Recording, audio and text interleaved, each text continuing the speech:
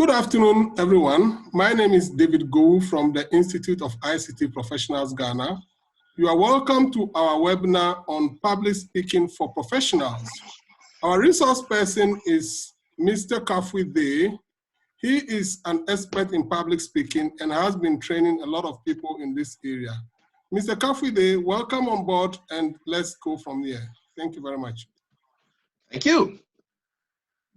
Professionalism is not a label you seek to stick to yourself. It is a description that you hope others will have when they refer to you. So the highest form of praise for your speaking is for someone to say, oh, he delivered a speech in a professional manner. He was very professional in the way he went about, or she went about their speech. How does one become a professional speaker? The word professional has many meanings. It could be that you're somebody who gets paid for what he does. So professional footballer, professional boxer. But also the other twist to it is what I am more interested in performing your activities at a level, at a standard that is high. And that's why the title of my presentation today is Professional Public Speaking.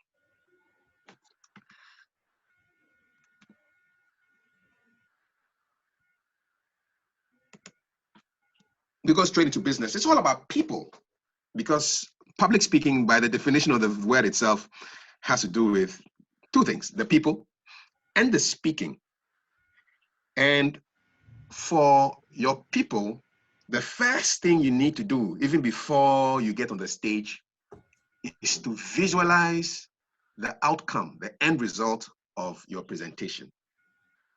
This is a picture of people who are obviously very happy, giving a speaker a round of applause. You can see people taking a video of the event. There's one lady with her fist up in the air, lots of them clapping, everybody there looks happy.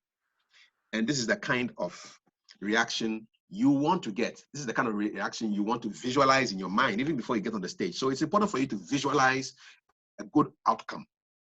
Imagine that you've gone to the cinema, wherever you are, you live, and you've paid for the tickets, you've bought your popcorn, cinema hall, you've sat down in your favorite seat, and you are waiting for the movie to come. You do not, at least for me, I've never imagined that the video would be, the movie would be boring, or it would be unexciting, or it would be a waste of my time. You always assume that, or look forward to having a great experience. And that's the kind of experience you wish to have, or you wish your audience to have when you get on the stage. So before you even get on the stage, visualize them giving you a big round of applause. Visualize them having received value from your presentation. That shift in your thinking will do wonders for you. It will put you in the right frame of mind. Now, talking of visualizing, a lot of old school public speaking and communication trainers give you this advice. Have you heard it before? They say, oh, visualize your audience naked. Visualize them in their underwear, you know, to take away the nerves from public speaking. It doesn't work, because then you may get distracted and you will not give the presentation that you want to give. So it's not advisable for you to visualize your audience doing something apart from whatever they're doing. The best visualization is for you to see them giving you a big round of applause at the end of your presentation. You've got to also look at the audience as not a mass of 100 people or 200 people or 20 people, but imagine you having the people. So if there are 20 people in the room, what you aim to achieve is a one-on-one conversation with 20 different people. So you're having 20 different one-on-one conversations. How do you have a one-on-one conversation? A one-on-one conversation is one where you focus on the person, deliver your message to that person. Then you focus on another room, deliver your message to that person as well. And you just go around the room. You start from the middle, you look to the left, you look to the right, back to the middle, left, right. It's almost like a wiper on a car when it's raining. And if you have that, if you aim to have that one-on-one interaction the people in the audience, audience members, will get the feeling that you are communicating directly to them. And that's the kind of effect you want to have when you are speaking. So remember, in terms of people, you want to visualize your standing ovation. You want not to think of your audience being naked or in the underwear or any ridiculous thing like that, but you just visualize that you are having a one-on-one conversation with them and interacting with them on that personal level. If you do that, it will go a long way to making your presentations and your public speaking very professional. This is the late, great Kobe Bryant, who was a monster of a player for the LA Lakers. May he rest in peace. This man has a lot to teach us about discipline, rehearsal, and practice. It was said that Kobe Bryant, when he got onto the court to do his practice, he would practice free throws. And he told himself that he would not get off the court until he had done 400 free throws. 400. So that's repeated practice, focused practice. And that's only the mark of a consummate professional. And if you want to be a professional as far as your public speaking is concerned, you need to think a lot about training. You need to think a lot about rehearsal. The best form of rehearsal or practice or training you can do as a public speaker is one where you record yourself and watch yourself and take feedback from your performance, so that if you don't like what you see or hear, you do it again until you are perfectly happy with what you're doing. Video recording 20 years ago would have been very expensive. You would have had to hire a camera. You'd have had to hire a camera operator. These days, everybody has a camera on their phone. So your rehearsals, your practice sessions, they are not complete until you've recorded them. You record your practice sessions, you review them, and then you do more of what you like, you do less of what you don't like.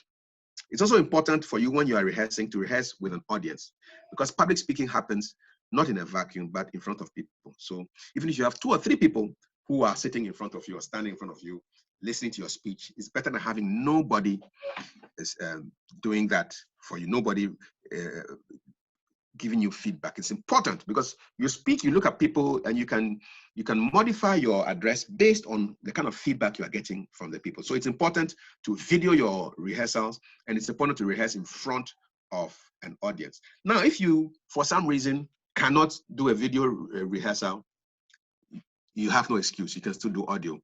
And that audio function is on your phone. You have a recorder, you can record yourself, you can listen to yourself. It's not as great as video because you don't see your gestures, you don't get the visual feedback, but it's better than not rehearsing at all. So if you can't do video, do audio. It will be good to have an audience. Of course, you will not see them when you are playing the video back, the audio back, but you will react to them based on the feedback that they give you. Now, if you are a man of or a woman of 1,001 excuses and you still don't think that audio rehearsals are important, audio training is important, practice in front of a mirror. This is my least favorite way of rehearsing. It's not natural because you don't get on the stage and look at yourself throughout a 20-minute speech. You look at an audience. But rehearsing in front of a mirror is better than not rehearsing at all. So if you, as much as possible, go for a video recording session. You record yourself in selfie mode. If you can't do video, do audio. If you can't do audio, you rehearse in front of a mirror. But the key is to rehearse, is to train. Always think of Kobe Bryant and the goals he set for himself as far as rehearsal is concerned. Now, a great way to train in terms of public speaking is to speak at every chance you get. And it doesn't have to be a speech in front of 20, 30, 50, 100 people. If you go to a wedding and they say, we need somebody to do the vote of thanks, we'd like David to come and do it. David must take the microphone and deliver his remarks. If you are at work and they say, Akos, please give us the opening prayer or introduce this guest speaker, take the opportunity. Speaking often will give you the opportunity to practice your skills. It will desensitize you from feeling nervous in front of strangers. It will give you the needed practice And always remember that Kobe Bryant did his 400 free throws before he got off the court. You're not going to speak for 400 times before you actually speak. But the more you speak in various settings, the better it will be for you. It will boost your confidence. It will give you the skills that you need. So I've talked about the importance of people, visualizing them. I've talked about the importance of training before you speak. Now let's look at this, which is a glass of room temperature water of your favorite brand, whatever the brand is. And drinks and food are important for a public speaker. There are some drinks that are good, and there are some that you want to run away from. Room temperature water is your best friend. You make sure that you drink lots of water. Don't drink too much, otherwise you may find yourself running to the bathroom before you get onto the stage. But have water close by as well. So in the event that your throat becomes dry, you can take that glass of water or the bottle of water, drink it, and then continue with your speaking. Your throat has to be sufficiently hydrated. I just took a drink of water. I'll give you the evidence later on. You need to be sufficiently hydrated to speak well. What you want to run away from are any drink that has carbonated, bubbles in it, the fizzy drinks. You name all the fizzy drinks that are on the market. You don't want to have fizzy drinks, because fizzy drinks will give you a belch. You are more likely to belch when you are speaking, and you don't want to have that kind of distraction in your presentation. So stay away from fizzy drinks. Stay away from anything that has milk in it.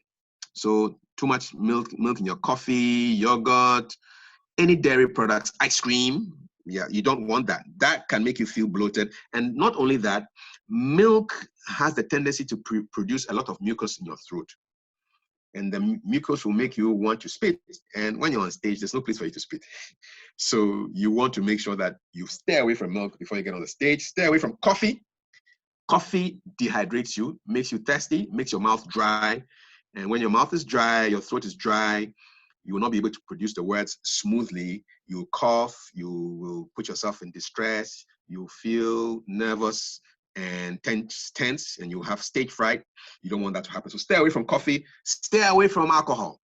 No appetizer before you get on the stage, no shot of whatever drink it is for courage. No, alcohol will slow you down to make you too relaxed, and you may talk nonsense. I know people drink alcohol before they go and tell nonsense to their landlord or their landlady. You don't want to drink your alcohol and go and blow nonsense in front of your audience. So stay away from alcohol, stay away from marijuana, weed, ganja, weed, popo, abosam tawa, all the nicknames. It will slow you down. It will alter your sense of reality. You feel all right, but you may feel just too all right. You may end up feeling even sleepy. So stay away from any substances that will either make you too excited or make you too relaxed. Marijuana will definitely make you too relaxed. And big meals are no. Big meals make you very sleepy. You eat a lot, and the evidence is there at lunch. After lunch, you see how you feel. Big bowl of banku or lots of rice, lots of carbohydrates, potatoes, and then you feel sleepy. You don't want that. You want to be alert and ready for your presentation. So the drinks and food, but pretty much water is the best, really. Room temperature water, not cold, chilled water. Chilled water can affect your throat, make it dry, and then you'll find yourself coughing, which is not good for your presentation, right? So that takes care of what you put in your system. You're probably wondering, when do we even get to start talking? That will happen in a while. As you realize, which is about speaking to the public, there's a lot that goes into it. There's visualization, there's rehearsal, there's the stuff you put in your body, and there's also what you look like. Now, this lady in the picture is called Na Adokaile Metal. She is a professional master of ceremonies and a banker as well. And she's here to demonstrate the importance of what you wear when you're on the stage. You do not want people to be distracted by what you're wearing, and so that the focus of their attention will be on your clothes instead of your message. So you've got to dress neatly, smartly. Your clothes should fit. Not too tight, not too baggy. Remember, if you're a lady, you wear a shirt that is a skirt that is too short, you may have people concentrating on the skirt instead of your message, and those people will not just be men. So be careful about what you wear. Your clothes should fit like the way they fit on Adukaile here.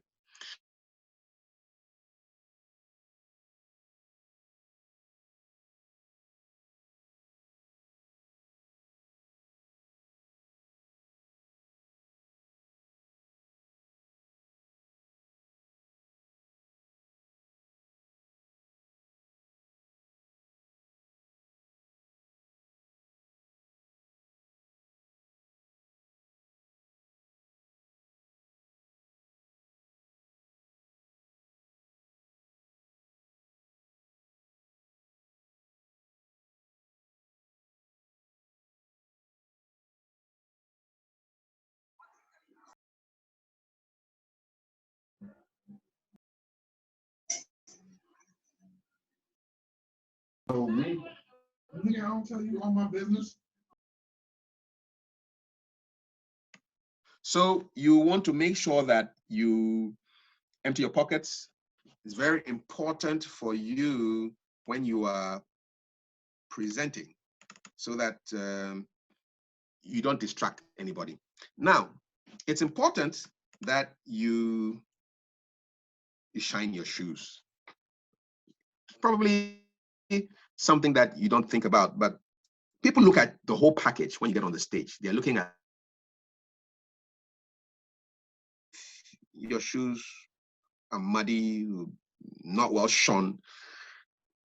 You may think it's mine. Why should I be looking at my shoes? The message is more important. But the message comes wrapped up in the message, and the messenger must have the right kind of image that will project confidence and will not have any distraction. So make sure that your shoes are shining. This goes for men. No holes in your shoes.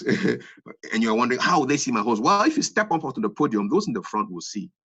So, I've been to a wedding where it was time for the gentleman to kneel down and take his vows, and there were holes in the back of his shoes. You know, you don't want anything that will distract attention from the people. Now, jewelry is an important thing.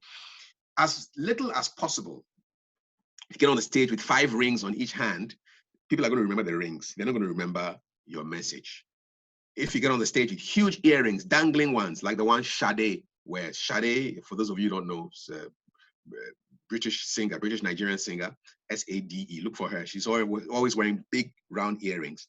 You don't want to do a Sade impression, and everybody will be thinking about your dress sense instead of your message. So tone it down on the jewelry and present a professional, smart image. And the people see you, they are ready for your message. And that brings us to, we're now going to get into the talking. Now, this is a picture of somebody who is very familiar to you. He's the roadside preacher who will either wake you up early in the morning, screaming into a microphone, even though the microphone is working, or you will see him, and these days, by the roadside, some of them jump on the buses and they deliver their message. You don't want to be like a street side or roadside preacher who is always screaming, even though they have a microphone. The rule is, if you're using a microphone, please don't yell. Don't yell into the microphone. We can hear you. The microphone can pick up a whisper. So there's no need for you to yell. How should you talk? You should talk as if you are conversing on the stage. It should be very conversational, almost like you are chatting to a good friend. When I was a radio presenter, one of my producers advised that to sound conversational, put a picture of a close friend, girlfriend, wife, a close friend, put that picture on the console so that when you are talking to your audience through the microphone, you have that person in your mind, and it's like you are speaking to that person. And so you will be conversational. You will not use jargon that people may have to jump into a dictionary to understand. If you remember the very first slide on this presentation, I said it's important for you to think of you having a one-to-one conversation with your audience. Well, this is where you use it. When you're on the stage, you want to be conversational and as if you're speaking one-to-one with somebody. Okay, you know,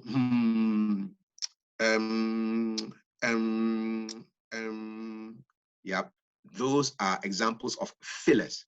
Fillers are words that don't make any sense that you use to fill the space when you're trying to think of what to say. They mar your communication. They make people annoyed and angry when they are waiting for you to say what you have to say, but you don't say it because you keep interrupting your speech or your presentation with okay, if you are thinking, discipline yourself to think without opening your mouth. Think, and pausing is allowed in public speaking. You can actually pause for a few seconds, gather your thoughts, and speak. So discipline yourself to keep quiet when you are thinking, so that the first thing you say is a complete message that will grab the attention of your people. Now, you don't want to speak like a robot without any color in your voice. You have to be speaking with music. So it's got to be high and low and musical. Don't drone. Don't drone. Don't speak monotone. Monotone means one color, one tone. Voice check, don't yell, be conversational, drop the fillers, don't drone. You sound like a robot. So you want to practice speaking with some music in your voice. And luckily our African languages are quite musical. We are tonal. Our languages are tonal. So depending on how you say the word, it means something different. For example, if you speak Ewe, to means ear, to means boil. You know, so depending on the musicality of the word, it changes its meaning. Bring that musicality to English. English doesn't have that musicality. If you say filler or filler, it's still the same, but bring the musicality to it so that you'll sound more interesting. And now when people speak, they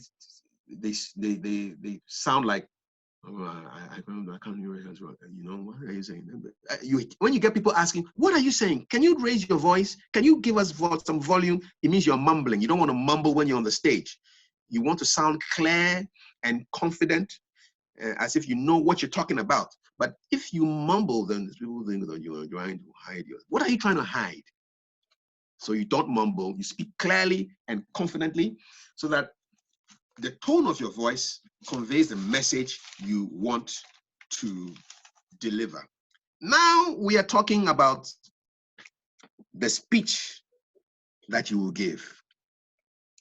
If you are this man, the finance minister of the Republic of Ghana, you are allowed to spend 1 hour, 2 hours, 3 hours, 4 hours with your head down reading printed material in front of you because you're the finance minister and you have to deliver the information spot on, so there's no ambiguity in the information that you deliver. So if you're the finance minister, please read your budget word for word.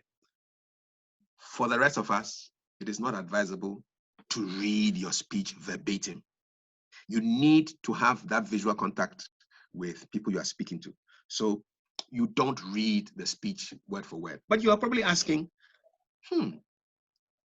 if I don't read, am I supposed to memorize, chew, and pour? Nope, you don't memorize. What you need to do is you boil your speech down to a couple of key messages, at most 5, between 3 to 5. That's what people remember anyway.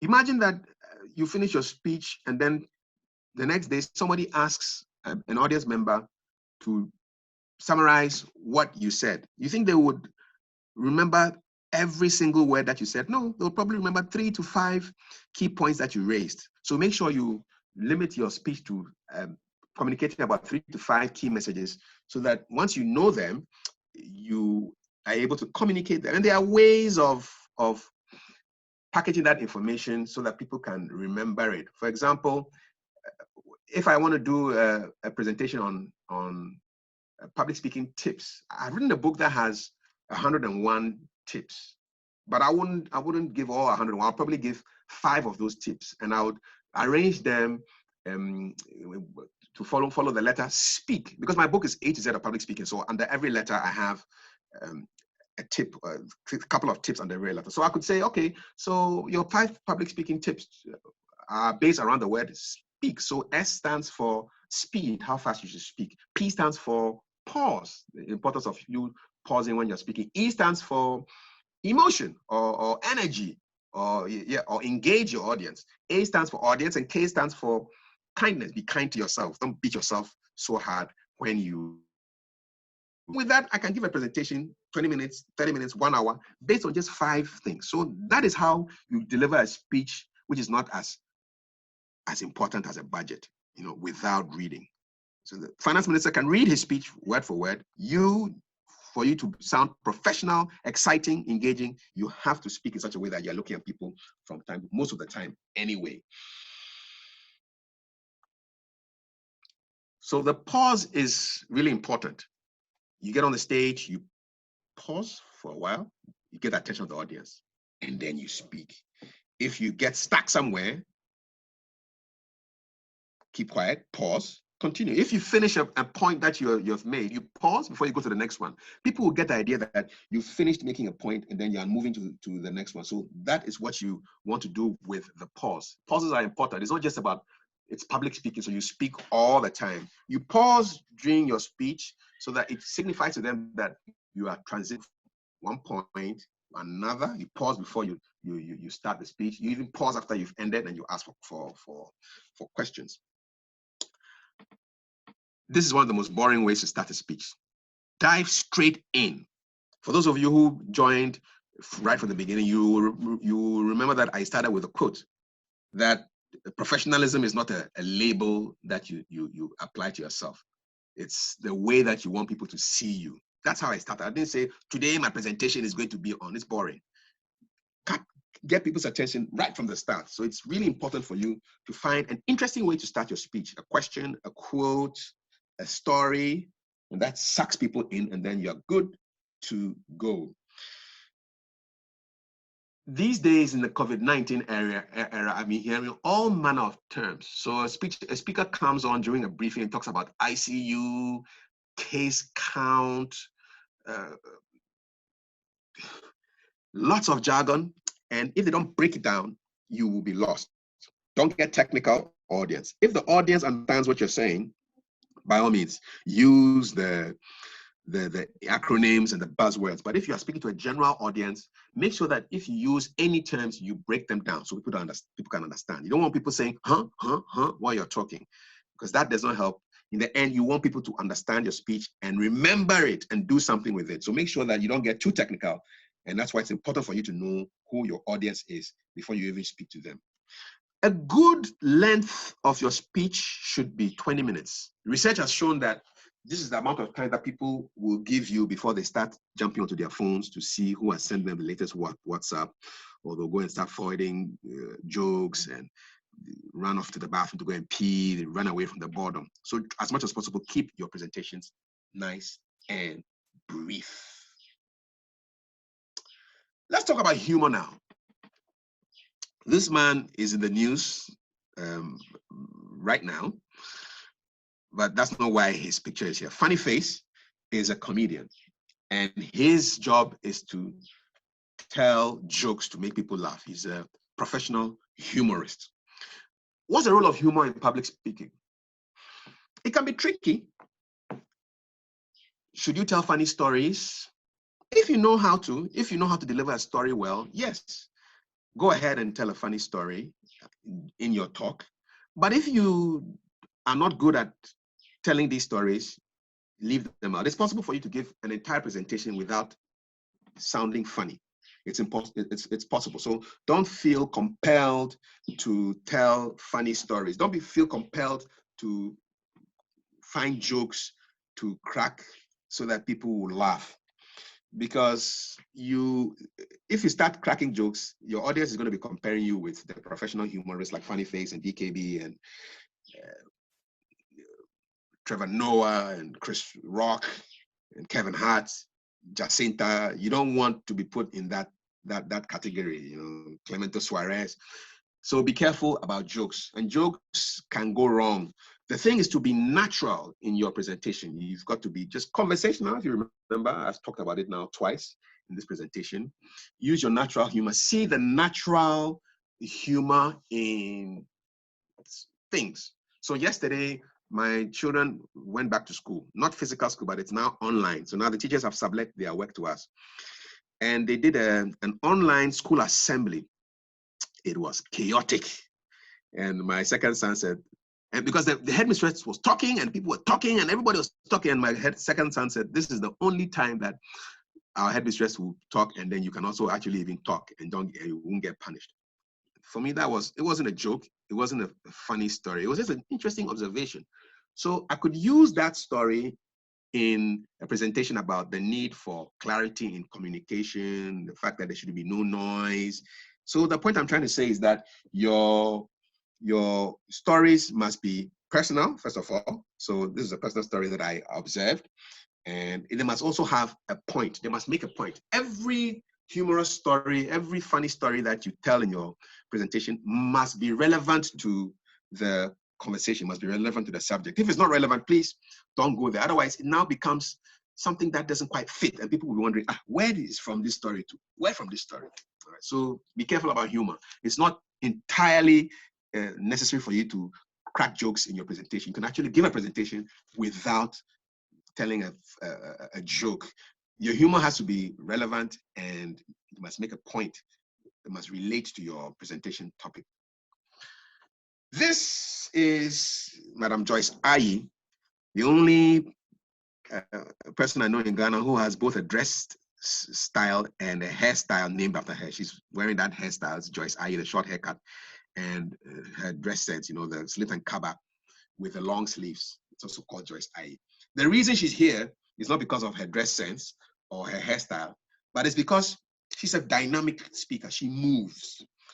And you want to be a professional speaker, you want to be able to move. And the movement is not just walking around the stage. You move your head. So if you're speaking, you don't keep your head still and like a robot. You've got to move your head when you make a point. You nod when you agree to something. You shake your head from side to side if you do not agree. So that that's the way we talk when we converse with a friend. So you've got to move your head. You've also got to move your face. And you can see from this picture that Joyce Ayi's face is quite mobile. Her lips are moving. Her eyes are moving. Her cheeks are moving. Her eyebrows are moving. She's moving. It's a mobile. It's something interesting to watch. I'm sure people enjoy the conversation that she was having with them. Although it was supposed to be probably a formal speech, she's moving. You can see that her face is animated, and you want to make sure that your face doesn't look like it's a mask. Stiff. It's got to have some animation. People have got to watch and see that you are communicating what you're saying from your face. Your hands also need to be moving. So yeah, if the microphone were on a stand or on her dress, she would be moving both hands. My hands are moving, your hands are got to move. You make a point. If you're saying, here are 5 points I want you to know, it's okay to raise your hand and show the 5 fingers. That visualizes the information that you're giving. Your feet also definitely will have to move. Some people move a lot, maybe too much on the stage, and that can also be distracting, but just move within reason so that your message not only moves the people, but also resonates with them. You've got to be seen to be not static, but moving. So your head, your face, your hands, your feet, you want to move them. And finally, after dealing with issues that have to do with people, with training, with what you put in your stomach, your clothing, the way your voice sounds, the way you read your speech or you deliver your speech, issues of humor, movement, you want to get better. Now, this man is the man that Real Madrid turned to when they needed to improve their performance as a professional football team and win the very elusive 10th Champions League. No, I think the 11th. I think it was Ancelotti who won the 10th one. So when they brought Zinedine Zidane to come and do a good job, to make his team better. And boy, he made his team better. His team won countless trophies, 3 Champions Leagues in a row. And you need to have your own Zidane when you are in the business of becoming a better public speaker. You could hire a coach, and that would make you a better presenter because a coach will show you what to do and how to do it. If you can't hire a coach, learn nonverbal communication as part of your public speaking. Nonverbal communication is your gestures, the movements you make with your face. They mean all kinds of things. A frown means this, a smile means that. You need to learn how to read people's emotions from their faces. You need to know what's going on with hand movements, sounds that people make without actually even speaking. So non-verbal communication, you need to learn that. And join Toastmasters as well. Toastmasters is great for regular public speaking practice. They have meetings around the country twice a week, and you want to join them and get the practice of speaking in front of an audience. You can also take a course. Public speaking courses, there are lots of free ones on the internet. I also have a public speaking course that I deliver as well. So these are options that you can have at your fingertips with respect to getting better, because your job as a professional is to not rest on your oars, but to get better and better and better all the time. So remember, the professional is not the one who says, this is my label, I'm a professional. The professional is the one that is seen as such by the people he or she interacts with. And I hope that your presentations become more and more professional. You become better in public speaking so you can make an impact wherever you are. At this point, I'm ready to take your questions.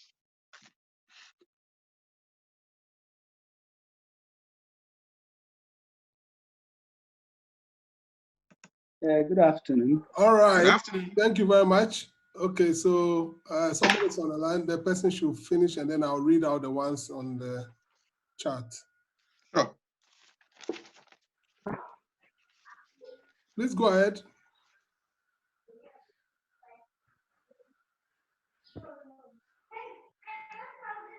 I'm ready for your questions. Okay, David, if the person is not ready, can I ask mine? Please go ahead. Okay, so thank you for this wonderful presentation. It's a pleasure. You made a point that you need to know your audience. Yes. But I want to find out, to what extent do you have that, in quote, one-on-one conversation? So this is called public speaking, right? But yes, now, over time, a word has also been developed, which is publics. Public with an S. So connoting different groups of different constituencies in a bigger audience, right? So right. In having that one-on-one conversation about a topic that has different parts, that is maybe multidisciplinary or interdisciplinary, how do you navigate such that as you do that one-on-one, you don't lose part of your audience? If you have, the reason I said you want to speak one-on-one with your audience is that you need to have people get the impression that you are addressing their needs. If I came to your office to speak to your staff, 20 people, about communication and public speaking, before I even get on the stage, I'll ask to find out who is in the audience. Who are they? I mean, are you talking, is it a majority male audience or is it a majority female audience? What do they want to achieve from this particular presentation? Do they want to learn how to beat stage fright, or do they want to learn how to give a great PowerPoint presentation? And when I get on the stage, because I know who they are and what they hope to achieve, and I address them, but I don't say, you people, you need to do this, or folks, you need to do this.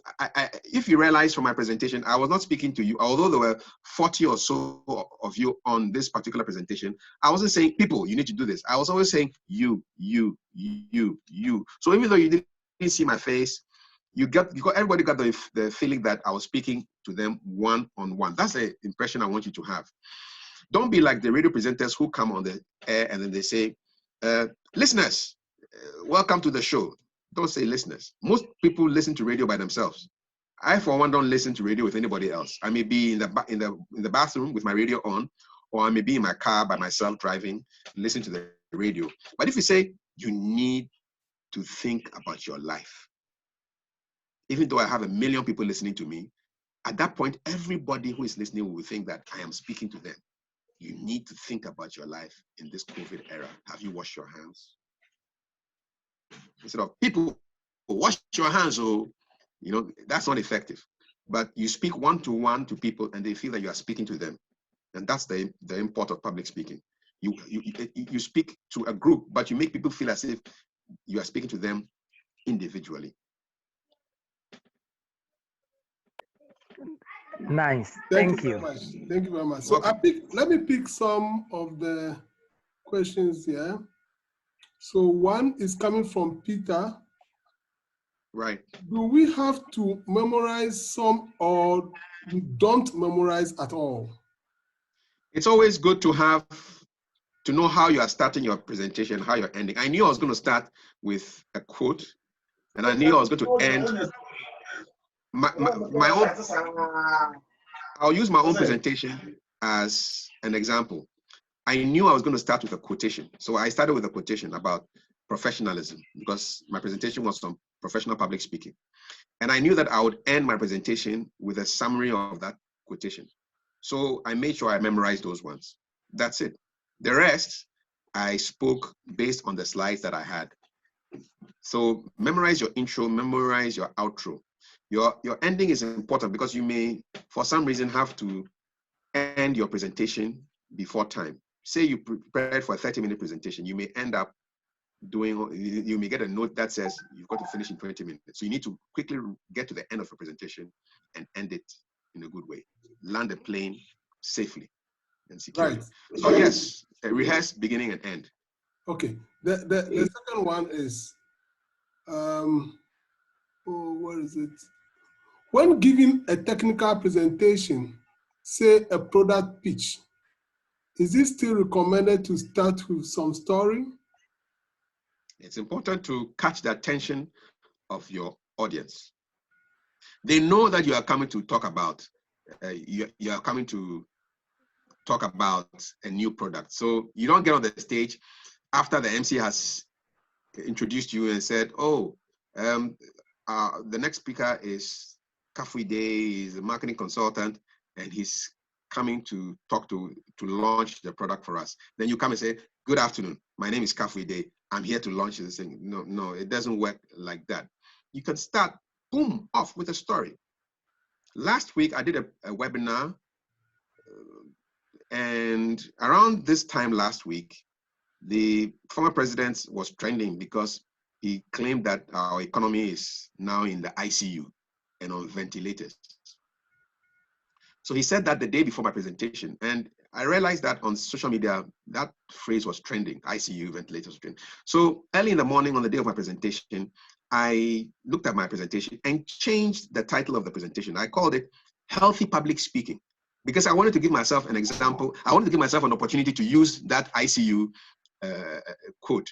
So my first words, after I was introduced, was, is your public speaking in the intensive care unit? That's a smart one. Yes, and then I paused.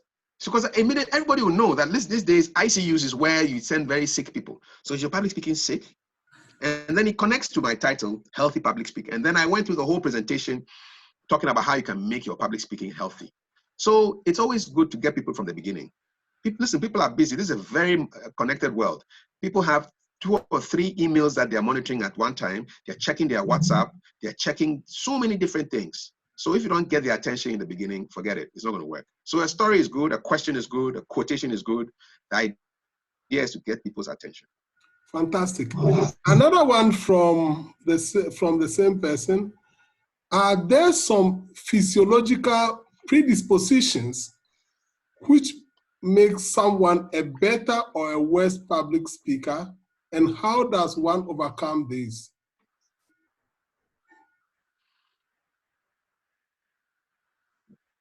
I know public speakers who used to stammer, but they cured it.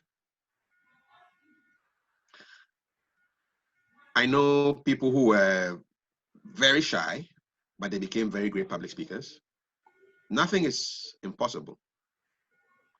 I know people who were born with a lisp. So a lisp is when you sound the word S. So if we were going to say special, because of the gap between your teeth, you probably say special instead of special. The tongue is interfering with the production of the S sound. But they've been able to cure it. So nothing is fixed in stone.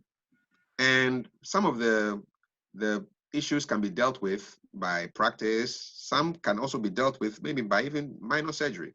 I know, for example, Osajifo Dr. Kwame Nkrumah, who passed away 48 years ago yesterday, actually had a surgery to close the gap in his teeth so that you wouldn't have too much air rushing out. So you would say special, you say special, because he knew that he had a career in politics, which involved a lot of public speaking, and he wanted to cure that particular problem that he had. So yes, problems exist, but they can all be solved. And if something is disturbing your public speaking very seriously, and you think it's probably a biological or physiological problem, then you need to see the right specialist to deal with it. Right. Thank you very much. I have a hands up. Peter Tonga. Hello? Yes, Peter. Peter, good All afternoon. right. Good afternoon, sir. Thank you very much for the opportunity. My pleasure. Yes. Please, my question has to do with how do you know that your audience are enjoying your presentation at every moment? Because one time I was giving a presentation and the look on the face of the participants, they were just quiet, no smiles, they were not nodding their head. But so I was just like, no, I think I messed up. But the moment I said thank you, I ended my conclusion. The applaud and then, everything there, the noise they were making marveled me. I was surprised. So I don't know, at what point will you realize that, oh, what you are doing, they are not enjoying it or they are enjoying it? It's hard to tell from some people whether they are enjoying something or not, because some people will frown like this, but it is not necessarily that it doesn't necessarily mean that they are angry. Some people, if they are concentrating, this is how they do their face. For me, if I'm concentrating, this is how you will see me. My eyes will be closed, and I'll be listening. Like the elections, sir. Now, Like the elections.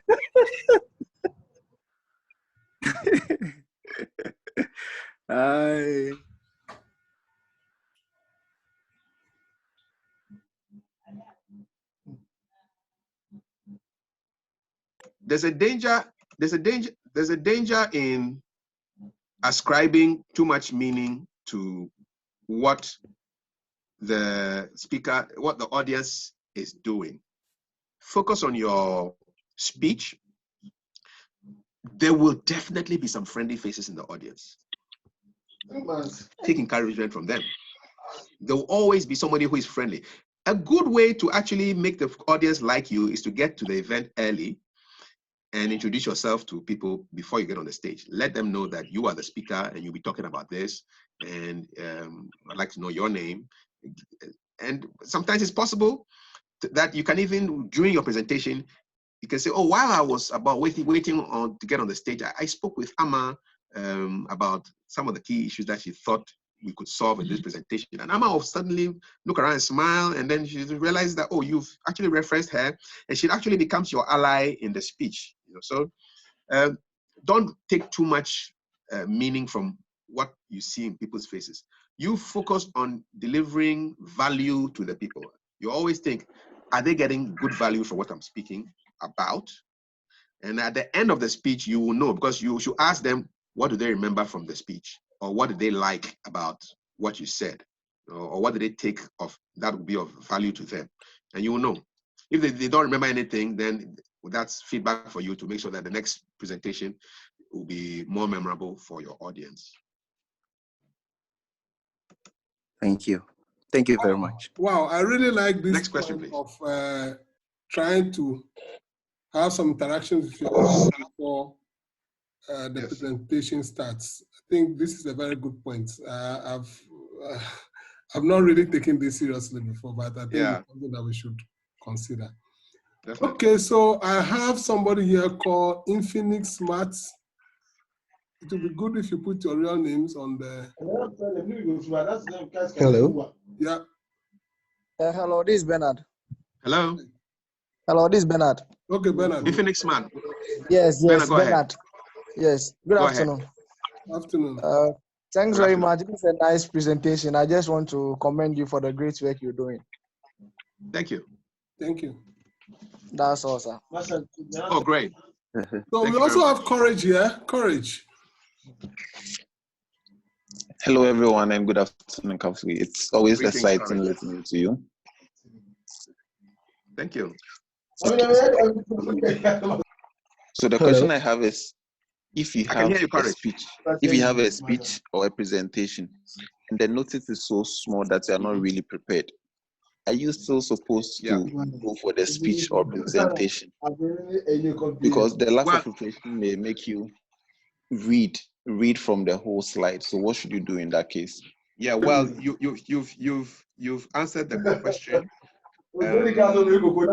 because I can hear somebody speaking about something in the background. Can we mute that person? Yeah, I've done that. Hello? Yes. So it's important for you to be fully prepared, and so that means you need to be adequately in command. Now, you said if it's at the last notice, short notice, if it's your boss who's giving you this presentation, there's no way you can tell him I can't do it. So yes, prepare. And if there's for example, if he gives you a whole bunch of slides, it says, listen, you need to present this tomorrow. Yes, fine. Take the slides, but try and extract the key 3 to 5 main things from those slides or that information that you're going to present, and present based on those 5 things. If you don't extract the key messages from your presentation, you end up trying to read everything because you don't have enough presentation and you may not get a good job done. So prepare, have an idea of what the key things are, the most important issues. There will definitely be between 3 to 5 of them. You can easily present a presentation at the last moment if you're only talking about 3 to 5 things. It's possible. So that shouldn't stop you from getting ahead. And just to let you know that after this presentation, I actually have a free PDF that I'll send to you. It's on public speaking, 112 quick and easy tips you can use right now. And all you need to do is send an email to speaker@kafuidey.com, speaker@kafuidey.com. Just put in the subject 112. That's the number of tips that I'll be sending you. And then I can give you, I'll send you all the tips that you can use to make your public speaking interesting, as well as other stuff that may be helpful to you. Yeah. All right, we have another one here. During public, so somebody's saying that during public speeches, I get stage fright, and I was advised to visualize my audience as naked, but it has not helped. Yeah. I would like to ask if there is a way of overcoming severe stage frights. Yes, there is. I'm glad you brought that up because in my presentation, I talked about the uselessness of that piece of advice. Imagining your audience naked doesn't help you, imagining them in their underwear, it doesn't help. There's I have a 5-stage method for dealing with stage fright. I actually recorded an audio course in it. If you're interested, let me know. You can order it from me. But I'll just summarize the steps. So the steps are based around the word stage, S-T-A-G-E. So if you remember the spelling of stage, you remember these tips. So the tips are: shift your focus, train your brain, achieve calm, get prepared, that's G, and then E, express yourself. Briefly, shift your focus means you instead of you now worrying about what will go wrong, you want to now focus on what you are delivering that will be of value to the audience. most of the times we get frightened because we imagine everything that can go wrong, and that actually compounds our fear. So you need to shift your focus. And then now train your brain is basically talks about things that you can do to keep your mind focused and calm. So you can pray, you can repeat affirmations, positive affirmations. You can, and those are just two ways that you can train your brain to now focus on what you want to achieve. Now, to achieve calm, there are so many things you can do. You can do vocal exercises, just to keep your throat really warm and exercised and ready. G stands for get prepared. You get prepared by rehearsing, by practicing, by making sure you have all your material under control. And then E stands for express yourself. You get on the stage, you smile, you interact with the audience in a one-on-one fashion. Like I said, this is just a summary of the stage fright process, dealing with it. I have a course on it, and if you send me an email to speaker@kafuidey.com, I can send it to you. So it's basically, remember those 5 steps: shift your focus, train your brain, achieve calm, get prepared, express yourself. No. All right. Hello. Yeah. The minute I heard you were still breathing, I've been waiting for this. Good afternoon. Is that Stephen? Mike. Hello. I know you. I don't. Okay. Hello. Or say Jeffrey. Yeah, good afternoon. Good afternoon, Jeffrey. Oh, okay. Thank you very much for a powerful presentation. It's a pleasure. You just said something about fear, and I want to know, do you have to apologize for any nervousness or problem when you get on stage and you are tensed up? One word: no. Don't apologize. Get straight to business. Don't tell people this is the first time I'm doing this. Don't tell people I'm nervous, so please take it easy on me. People don't care about you. They care about themselves. They care about what they're going to get from your presentation. The moment you tell people you're nervous, now they'll start looking for signs of nervousness. Imagine you got onto an aeroplane and the first thing the pilot says is, good afternoon. This is the first time I'm actually flying. Please take it easy on me, okay? This is my first full flight without my instructor. I don't know about you, but for me, I'll not be on that plane. Yes. I'll get off the plane. Yeah. But I'm pretty sure that some really inexperienced pilots have flown planes that we've been with. Yeah. Yes, they were there with their experienced captains, but maybe the co-pilot was less experienced than the captain. But the captain will not come on air and say, ladies and gentlemen, I have first officer or whoever here in my co-pilot. He's only had 1,000 hours of flying time. I have 10,000 or 20,000. But so don't be worried if you feel some turbulence. No, don't tell people your problems. They don't care. Yeah, go ahead, smile, pause. If you have done your prep before you get on the stage, it will lessen your stage fright. Okay. Yes. But don't tell them you're nervous. Okay. Please, I have another question. Before you continue, there was one of the members of the IIPGH I interviewed, a lady engineer, and she gave an absolutely wonderful presentation on TV. When we finished and the cameras went off, she said, "Whew." And I said, "Oh, what happened?" He said, "Oh, I'm so nervous." I said, "Oh, you didn't have to tell me. I couldn't feel it. I couldn't tell that you were nervous." Yeah. It's only when you said it. And most of the time, when people are nervous, we cannot tell. You see, if you smile, people will just think you are confident, even though you are nervous, because we can't really tell when somebody is nervous. So don't tell them. Okay. My next question. Hello. Yeah. Okay. Let's finish up. Yeah. The correlation between presentation and MC. The correlation between presentation and MC. An MC introduces speakers, and MC provides a link between segments of the event, and MC thanks other speakers for presenting, and MC shows the audience where the food is, where the bathrooms are. Okay. There's public speaking. There's a public speaking element in emceeing, but emceeing is more event management. It's 80% in event management and 20% talking on the stage. Being an MC gives you good public speaking practice, but it gives you more event management practice than public speaking, because there's a lot of behind the scenes work that MCs do that the audience will never see. Checking to make sure the food is ready before you call people to come and eat. That's why they are called master of ceremonies, right? Exactly. They deal with the whole ceremony. You master the entire ceremony, and speaking is only a part of that ceremony. Okay. Yes. Right. Okay. We take Stephen. Please, last I have question, another sorry. question. My last question. Oh, okay, finish. Go ahead.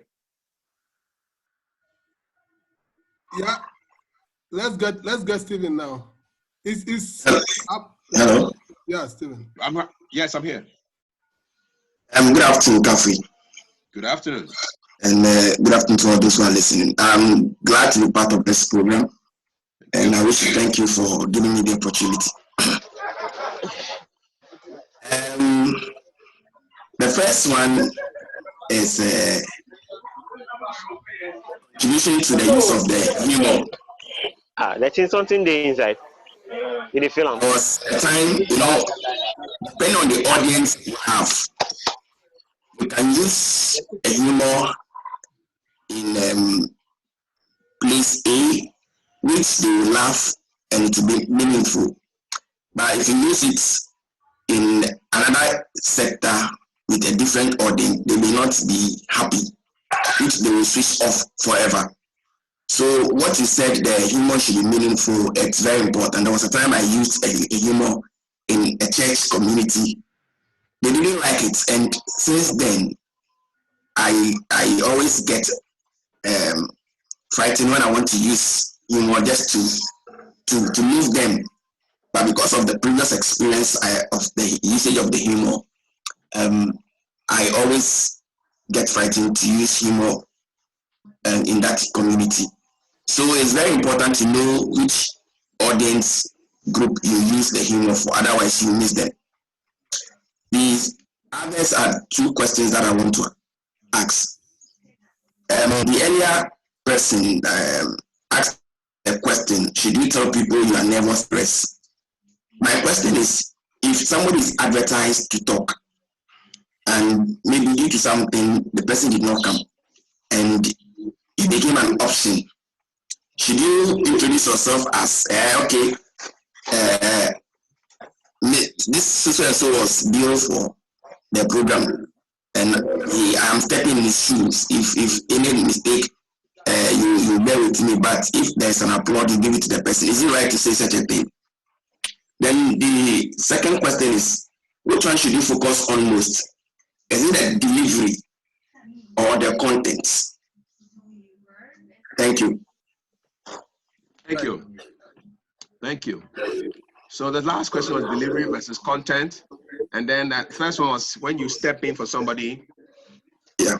When you step in for somebody, you just go ahead and do your presentation.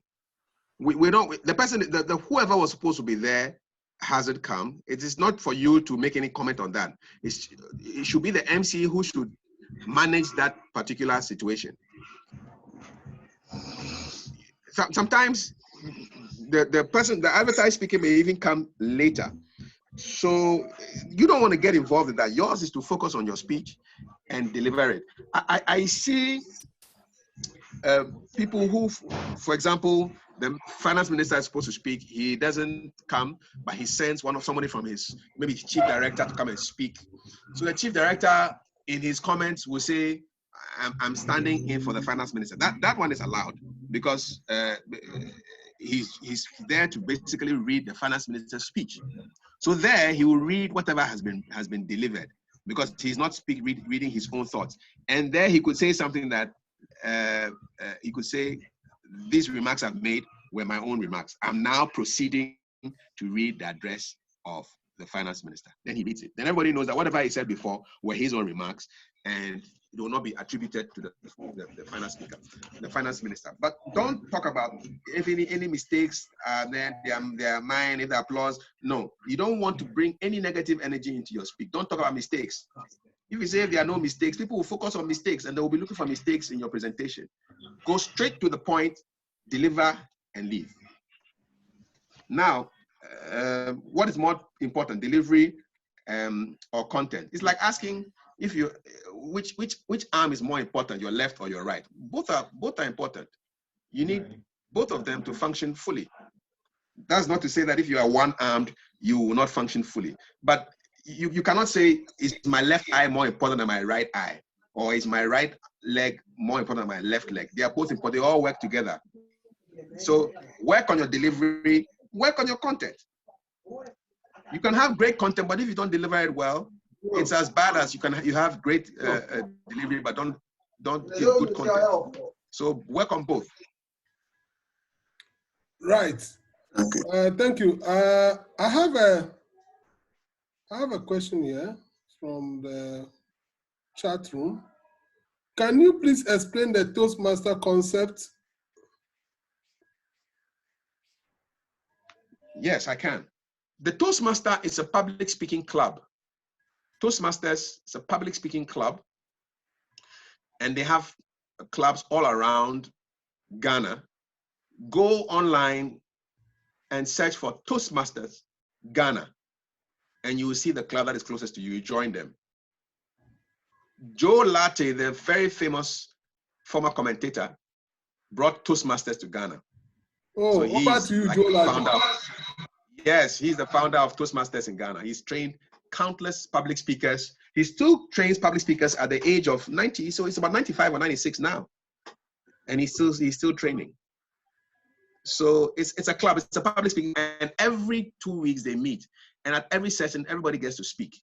Even a 2-minute speech, a 1-minute speech, they do that. And that gives you a lot of practice. So you can join, Okay, you can somebody wants inquire to turn on about your video or research again. They want on. to see your face. Okay, no problem. I can do that. You've stopped my video, so please release me. Oh, okay. Yes.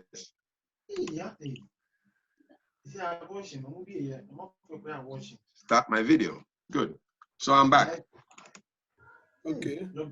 So we now have another hand up. Danso Collins.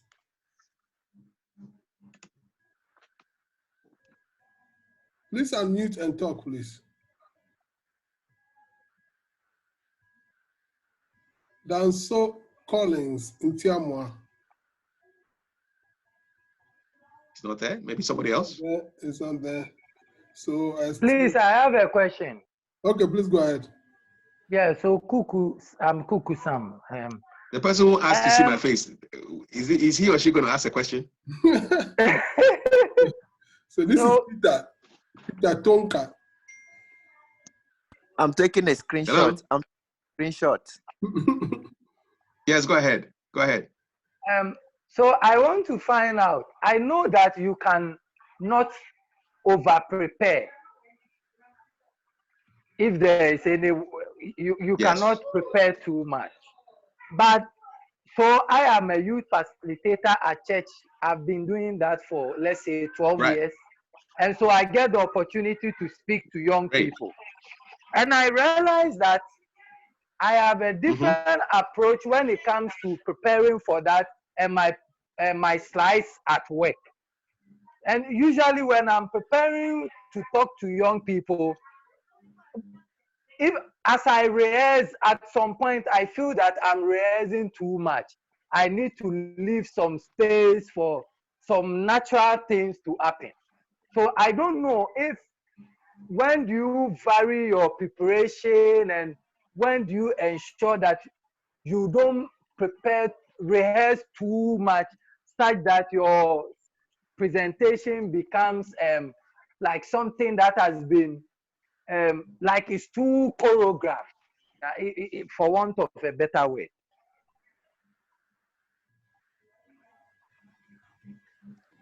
How often do you record your presentations? No, so those are the things I have not done. You But need to record your presentations on video. Going forward, in fact, I Yes. will talk to David and we'll speak later. I want to be trained to do this well.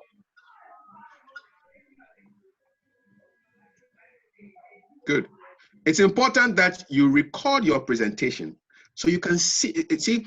A lot of people tell themselves they are rehearsing while they just read the speech in their mind, or they just look at the bullet points and say, oh, well, from these bullet points, I should be able to construct a speech.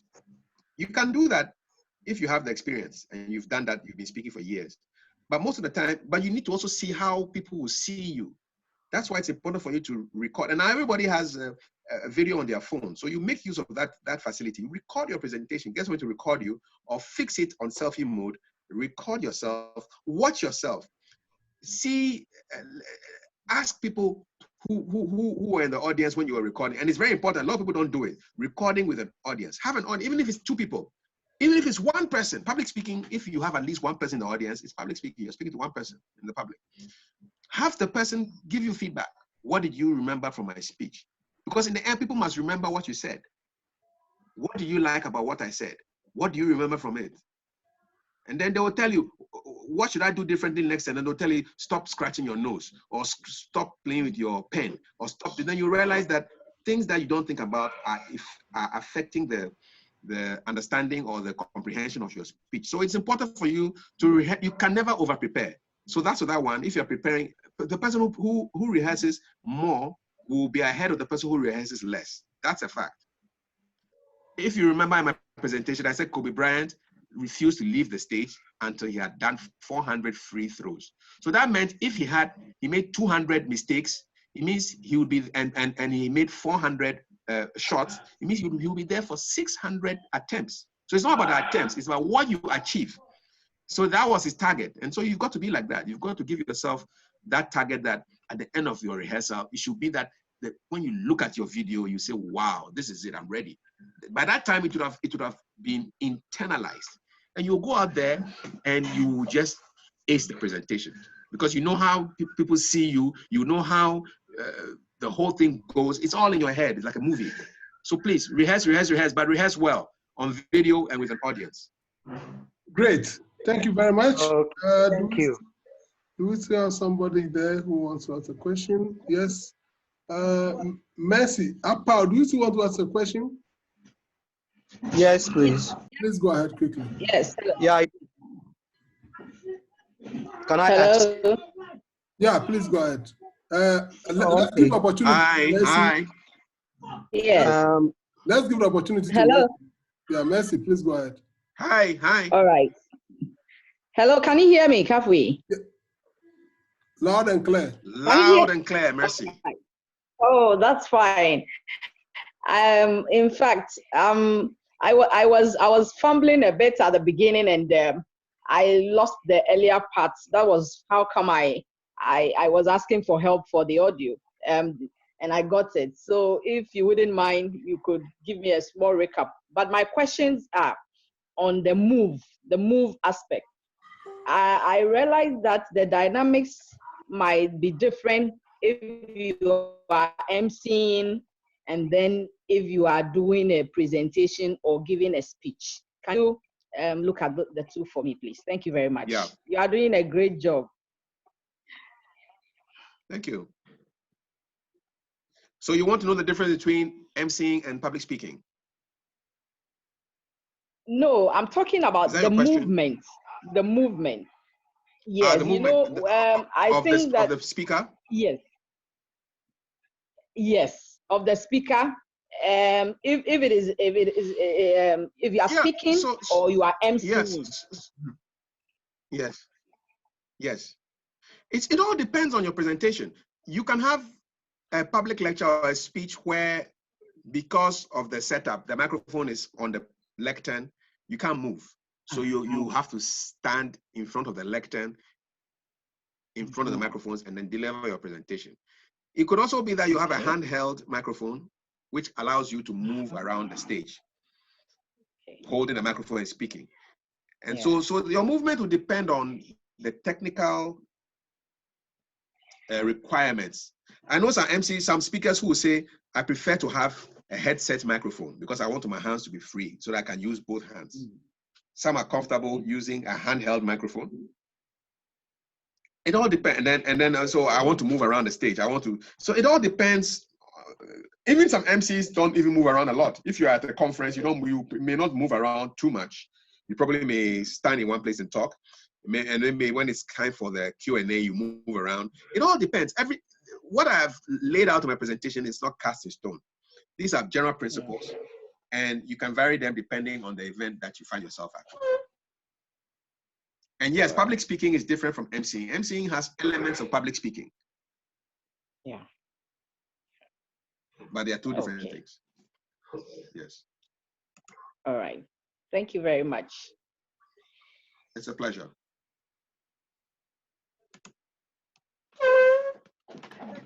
Yes, I'm listening. Hello. Hello. Hello. Hello. Yes, Apa, please go ahead. Okay. You talk about clothing, and you said we should empty our pockets, and I want to know if it includes our phone. Don't get on the stage with your phone. Somebody may decide to call you at that time. Oh, okay. And that can distract you big time. Yeah. Okay. So leave your stuff. When they call you on the stage, it's nothing on you. You go up there, you deliver your speech, and then you come back. Unless your notes are on your phone, which is a completely different thing.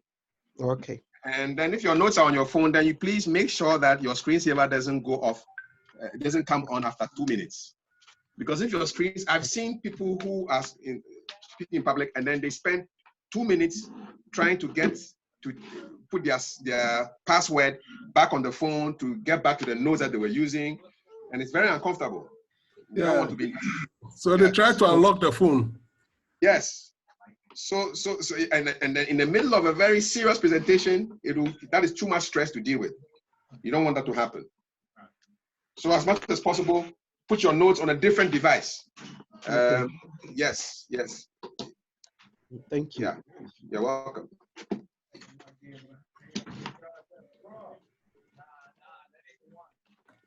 Okay, so we have Stephen Amuna. All right. Please, can you hear me? Yes, please go ahead. All right. So my question is with regards to dressing. Okay. Yes. I want to find out how relevant the nature of your audience is. I mean, to inform the kind of dressing that you must have. Since, for instance, if you are speaking to a white audience, I want to know if, for instance, if you wear fugu to present to a white audience, I feel like it will not be that welcoming enough, since they would like to see a dress that is more familiar with them, and they can be open more to it. So I don't know how relevant, the nature of your audience has to do with the kind of dressing you have to. It's very relevant. It's very relevant. I normally don't wear suits. I prefer to wear kaftans, up and down, two-piece African thing. But I recently had a public speaking training program with one of the big banks in Ghana. And the banker's uniform is a suit. I can tell you that for all my training sessions, I went to those training sessions wearing a suit, because I wanted to fit in with the audience. I don't want to stand out too much. Okay. It's not about standing out, but it's about your message must not distract from the people who you are giving the message to. So if your food is going to distract people, dress like the people, so they accept you on that level, that you are like them. Because then otherwise people are going to be asking you questions about, so what is this? What's this? What's this out? You away from the weather. Okay, sorry. Yeah. I think your mic or your internet. I think your mic or your internet, so we didn't hear you well.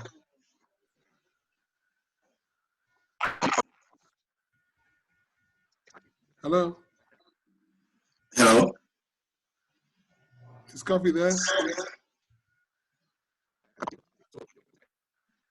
I wasn't hearing him well. When... Yeah. Okay.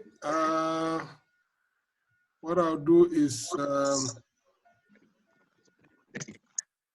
I think we have exhausted everything we wanted to discuss here. So, Kafui, are you there? His mic went a bit. But anyway, we've exhausted everything we wanted to discuss here. Thank you very much for coming. Before we go, I would like to share with you some of the things that we are doing at the Institute of ICT Professionals. So, Kafui, if you can hear me, you can speak anytime because we cannot hear you. So this is our webinar. We normally organize webinars once a week, especially during this COVID-19 period on Wednesdays on various topics. Today we've just treated public speaking. Last week we treated PowerPoint presentation. So next week we'll have a new topic that we'll discuss and we'll share the details with you. Those who have registered, you always receive email from us. So you pay attention to your emails and then you can use the link to join the meeting. So that's what we have for today. Thank you very much for coming.